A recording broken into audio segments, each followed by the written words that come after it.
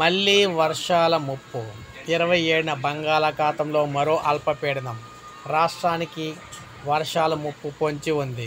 So మనం చూసుకుంటే ఛత్తీస్గఢ్, తెలంగాణ, ఒడిస్సా, ఆంధ్రప్రదేశ్ సరిహద్దుల్లో పశ్చిమ బెంగాల్ తీరం వెంబడి 27న శనివారం నాడు అల్పపీడనం ఏర్పడనుంది.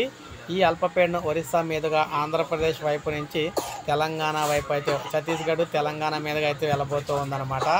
ముఖ్యంగా చూసుకున్నట్లయితే దీని ప్రభావంతో ఉత్తరాంధ్ర జిల్లాలో నుంచి మోస్తరు నుంచి భారీ వర్షాలు అయితే వస్తాయి. అదేవిధంగా మనకి ఛత్తీస్గఢ్ నుంచి తెలంగాణ మీదకి అయితే వెళ్ళబోతుంది. తెలంగాణలో చూసుకున్నట్లయితే ఉత్తర తెలంగాణలో వర్షాలు అయితే రాబోతూ ఉన్నాయన్నమాట.